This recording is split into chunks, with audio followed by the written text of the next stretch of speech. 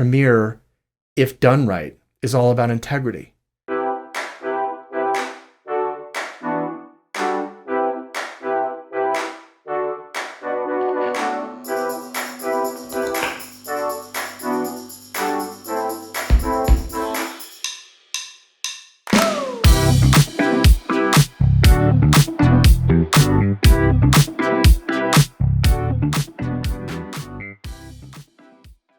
Hi there, it's Casey Farmer here with the Build with BBB podcast, here with Lou Phillips of Blingle. Welcome, Lou, to the podcast. Thank you, Casey. Yeah. Do you want to tell our listeners today a little bit about Blingle? What brought you to the podcast today? What are some things that we'll be talking about?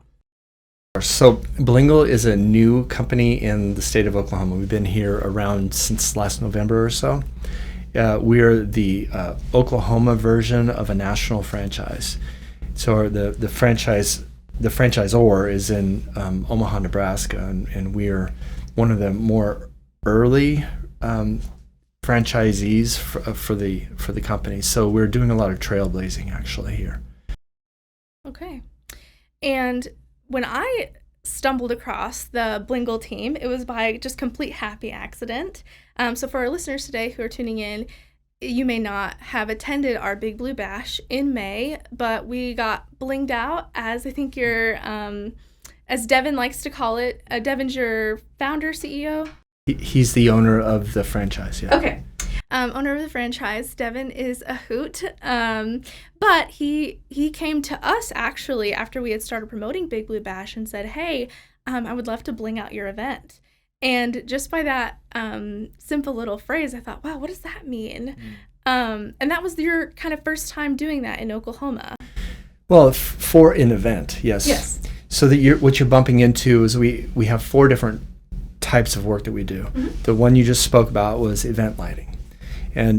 But we ordinarily put a lot of effort into landscape lighting, exterior landscape lighting. Mm-hmm. We also do a version of a permanent holiday lighting that goes generally around a roof line. And then we do temporary holiday lighting, which is your typical Christmas string lights and that sort of thing. But what had happened in the Big Blue Bash is we got this opportunity to say, listen, at the end of the day, we're lighting designers.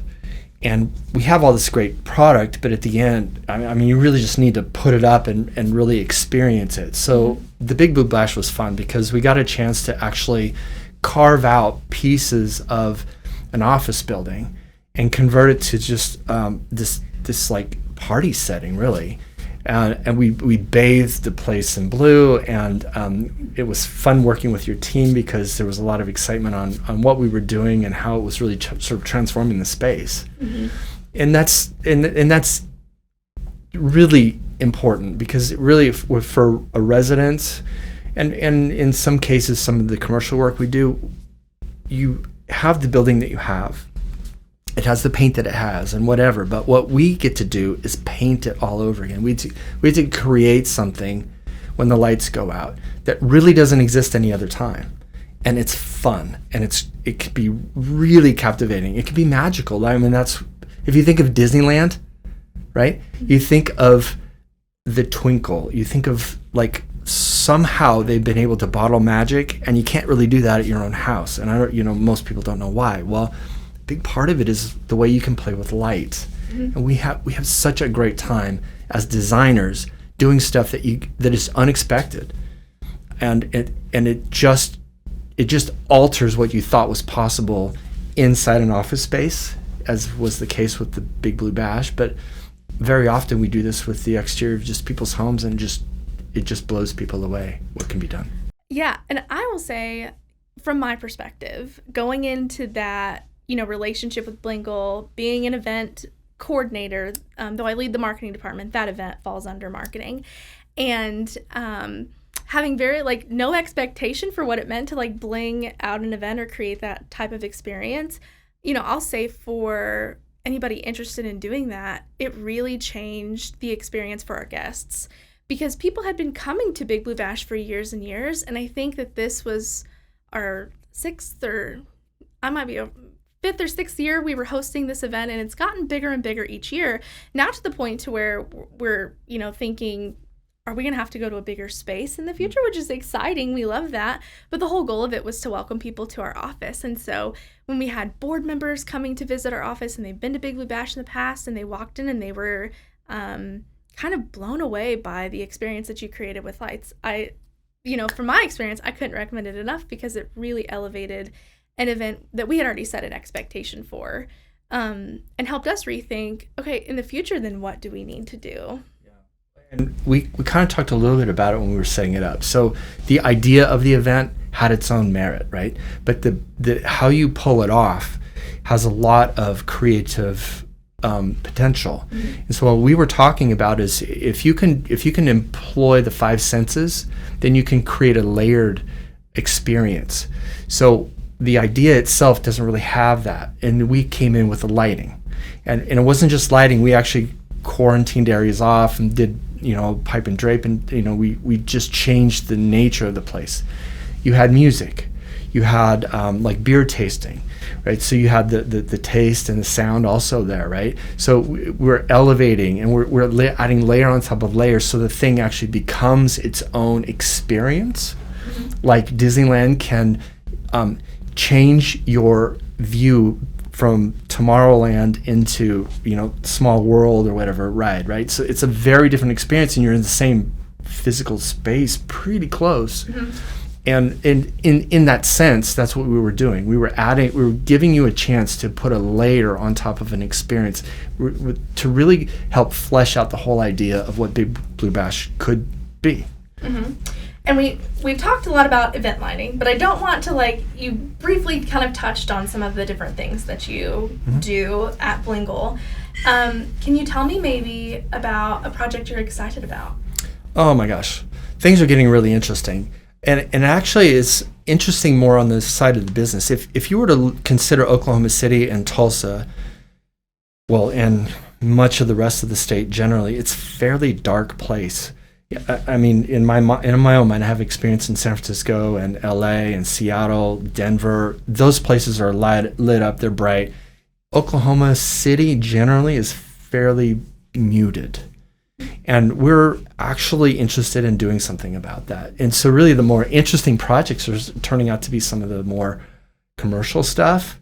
I'm in a discussion with one of the little outlying towns on Route 66 about lighting their water tower, turning that into a beacon so that they can see it from the freeway. That's fun. That's crazy. Who would have thought about lighting a water tower? Mm-hmm. We're also considering big project in another little outlying city where they're trying to transform their Christmas holiday into a Victorian kind of theme. And they have people for the last few years dressing up, there's stage carriages going down the streets, all kinds of stuff, no lighting. So now we're trying to actually design a Victorian themed, muted kind of like a period piece to transform a whole city block. That's totally cool. And with lights, I think that maybe some of our listeners today don't know just what all you can do with lighting. Oh. Which was so much fun to work with you on because I didn't know how much you could do with lighting or what you could convey with lighting. It was a very small part of, to me, of something big that I was doing, but then I realized how much of an impact it could make. Yeah. Well, lighting is emotional. When you do it right, it really is quite emotional. Mm-hmm. What kills me as a lighting designer are streetlights because they're indiscriminate, low quality. They just, on top of a piece of pavement. And when I'm trying to do something with a building, a streetlight will really hurt. But when you really can play with it, then a couple of things you want to do. You want to have a foundation of light. If you do a lighting design, then you're trying to take the darker areas and put a little bit of light there. It doesn't have to be, the night sun. It just has to be, allow it to take the shadows and the mystery out of a dark area. Mm. Two things happen there right away: safety and security. All of a sudden, you're not tripping over the stairs or the steps, and then you have security because a lot of what happens in the dark areas is not so great, right? That's the whole point of that. Mm-hmm. Then you can play. When you have a foundational level of lighting, particularly in the landscape lighting, and then you add, say, Christmas to it, or Halloween to it, or 4th of July to it. What you get is the extra light that you put on your house or your business starts, it's actually quite incredible. The light ends up looking much, much bigger than it actually is. You can take a couple of Christmas lights, but when they're on top of this fundamental, this like foundational level of light, the Christmas lights explode. It's like they're the ones creating all of this scene. And it turns out they have a big helper in the background because the foundational level of lighting design is already in place. It makes this scene come alive. That's actually a trick that they do at Disneyland. I'm telling you, they really invented a lot of what's amazing about the emotional impact of what lighting can do. And and then the impact of the seasons and in Big Blue Bash, we wanted to bathe the thing with blue. It was pretty simple that way. But when you put twinkle in there and you're trying to tease out an emotion from a kid, maybe, or a memory from an older adult, about you start to settle into these memories of what your life has been when it's been particularly poignant. And there's a lighting component there. Sunsets, sunrises, all that stuff. That's what people tend to remember when they think about their vacations. This is what I can play with. We did a recent project for a person in Edmond, and he created his backyard as a resort. And we did the lighting as if it were a resort. And now it's this place where he brings family and friends only to be in the space because it's somehow separate from Oklahoma City. It feels like Hawaii for him in his backyard because of the layered approach and particularly what lighting can do after dark. So changing gears a little bit, my experience working with Blingle was communication in such a positive way. And that's always important to me when I'm working on any type of event. But it was very clear to me very early on that running a solid business and ethical business is important to Blingle. Can you talk a little bit about why BBB accreditation is important to Blingle, what your standards are in the community, how you serve people in the community? Yeah. Actually, I appreciate you saying that. So the name that we would have given you when we applied was Blingle Premier Lighting. I serve as the general manager for this, and when I have a 25-year history across the globe. When I took that on, I took the word premier to mean something. I didn't want to associate myself with something that was shoddy or anything like that. So premier to me connotes a lot of integrity. Saying what you're going to do and then doing what you say, right? It connotes partnership, right? It connotes you can go to something like Lowe's and buy a light, but it won't be what I have. You can install it yourself, but you can't do it like I can do. There's a maintenance aspect of it. So that means years down the road, what does Premier look like when things start to suffer, right? Connections go bad or whatever. That becomes a service aspect. So the word Premier for me is everything. I wouldn't do this work without it. And then Premier, if done right, is all about integrity. It goes even deeper than that in our case, because our owner has a major disability. I think that makes us better because he is who he happens to be. We rise to the level of what can be done inside a context of can't do it, shouldn't do it, whatever that is for people. We don't play that game. And it promotes integrity. It promotes inclusion. It promotes Premier. And that's if it ever deviates, you'll see me on a plane somewhere else because I won't play that game. But as it relates to businesses around the state, for example, we are pretty unique in that we cover the whole state of Oklahoma. We recently got a pretty big footprint in Tulsa that was not something that was part of the original. but the need exists in Tulsa just as it does in Oklahoma City. I think we're at the point where we're still really deeply exploring what can be done. When it comes to serving the community itself, we were very close to being involved in the big sculpture park project in Edmond. It unfortunately had some kind of issue and went away.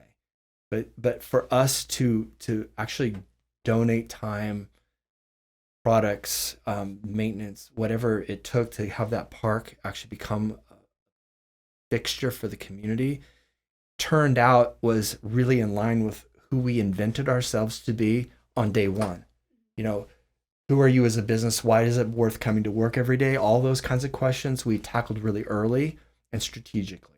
And one of the things that we wanted to do right away is, there's, I want to say Midtown or Paseo. There are some mural works, for example, around the town. And we've thought right from the beginning, what would it look like to light the murals after dark, to really bring that portion of town and the artistry of it out, again, sinking into the background.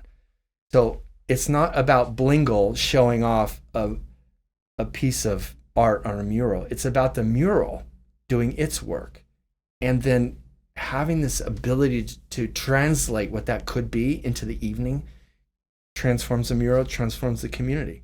It's just dramatic that way. The sun sets every day.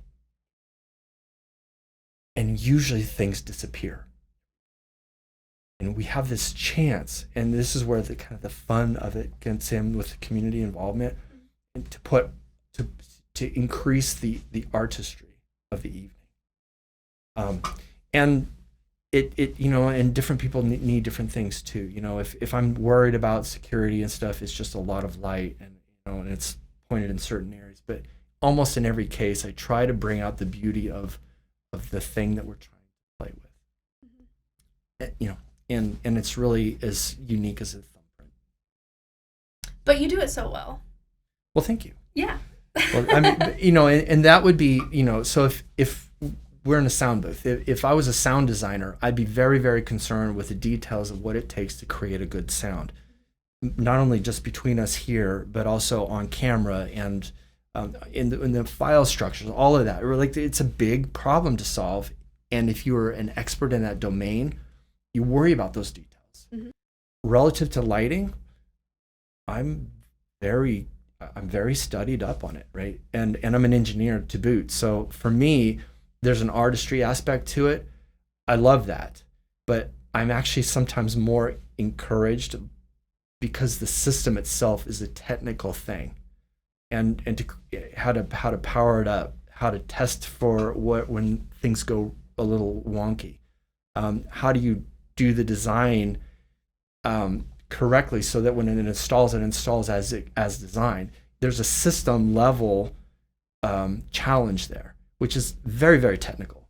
The quality of the light, all these kinds of things that people never would think about if you're not a lighting designer. Like I wouldn't think about the quality of this mic, because I'm not a sound designer. Mm-hmm. But yes, it can get very complicated very quickly on the back end. But that's what it is to, I love Disneyland. There's just so many examples, but you take this idea of, Buzz Lightyear, and you make him come to life through all kinds of cues in the environment. And then the kids really believe it. And that's what I'm trying to bring to every project that I have. What is it about your house that you love? And how can I repaint it after dark in a way that's just noteworthy? Like, you find yourself wanting to be on that front porch because you love how people walk by your house and comment on it. This kind of thing is what we do every day. I love that. I love your passion for it. I will say, that's what sold me pretty quickly in working with Blingle, is that every person on your team believes in what you do. And that's amazing. I love working for an organization like that, and I love working with businesses like that because it shows in your work. So, an applause to you. That's great.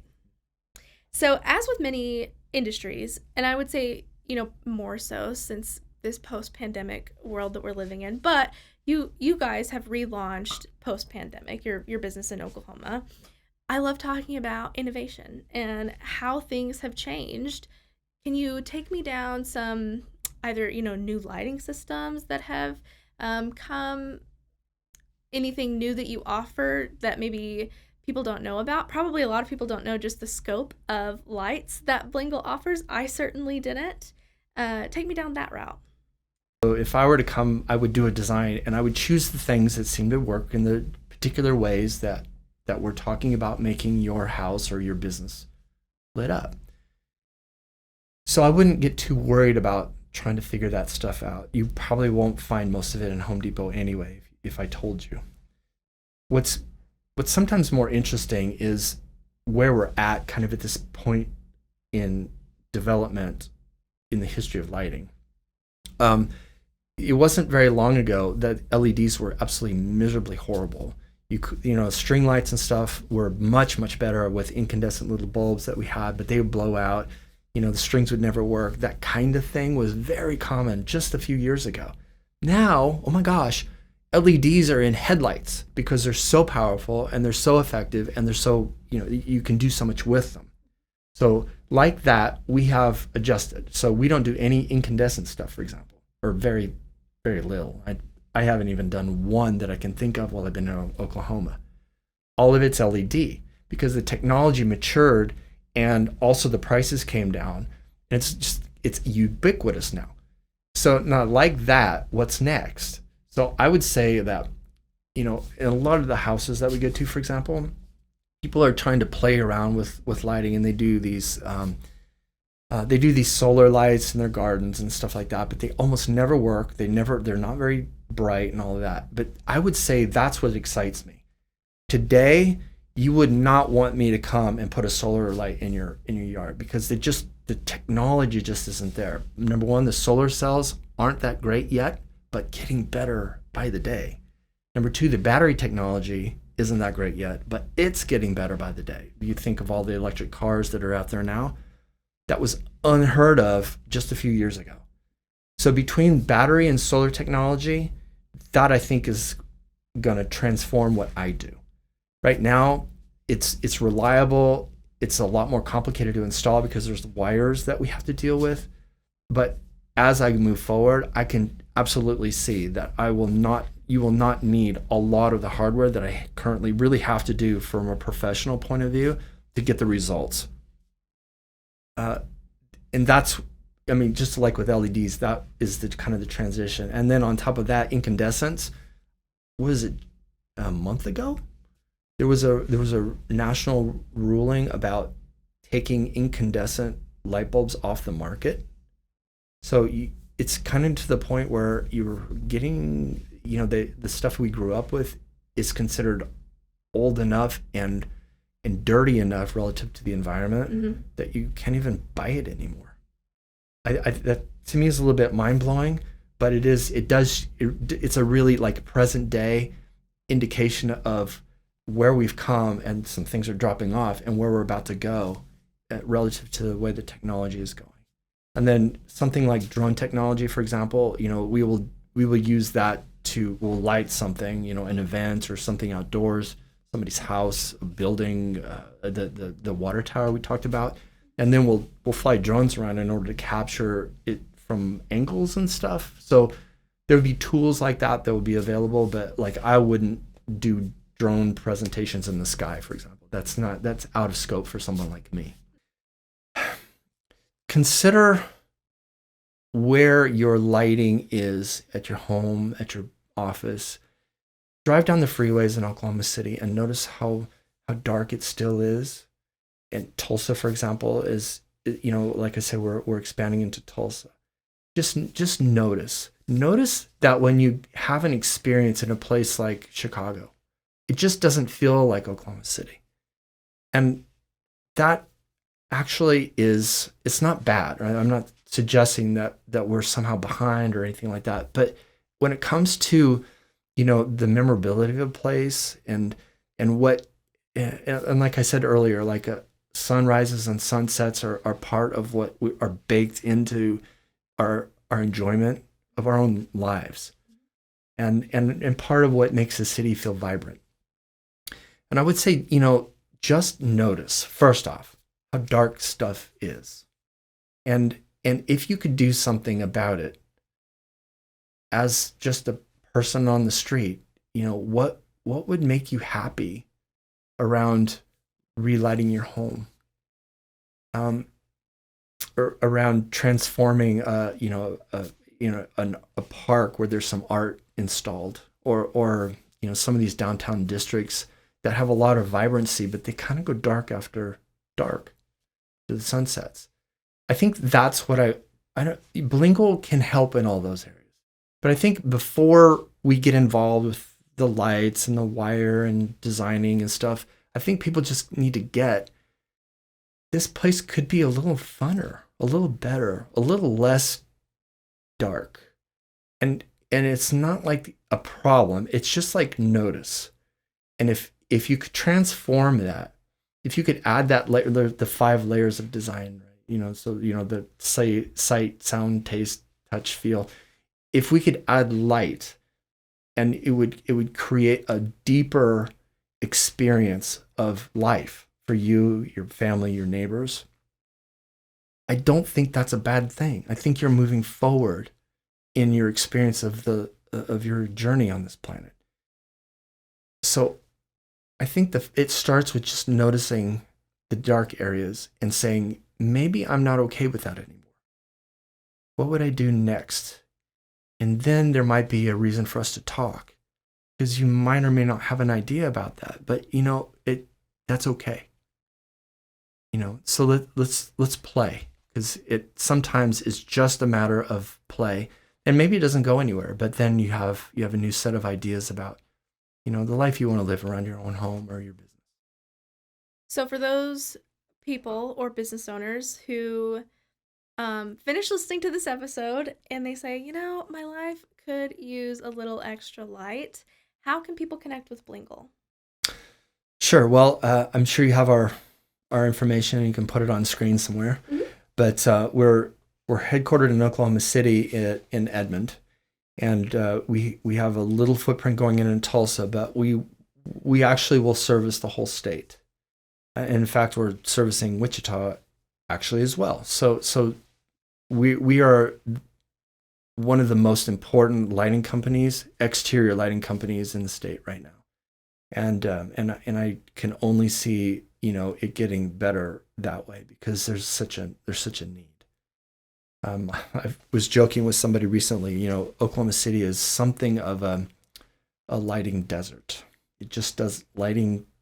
Good, really beautiful lighting just doesn't exist here in enough areas to have it feel like some of the other places around the country. And then, I'm not going to promise, but maybe at a future BBB event, they might run into you. Oh, yes. Oh, yeah. No, we're friends. We've just begun our relationship, but we'll be long friends. And who knows, maybe Big Blue Bash next year. We might do another partnership. I think now everybody loved the lights so much, we might have a hard time not doing it. So yeah, all good things. Lou, thank you so much for joining me for today's podcast. For our listeners, you can stream it on BBB social channels. I'm sure that Blingle will also be sharing it, and then pretty much anywhere else that you listen to podcasts. But your time, is so valuable, and I appreciate you coming to talk about lights and your excitement for it.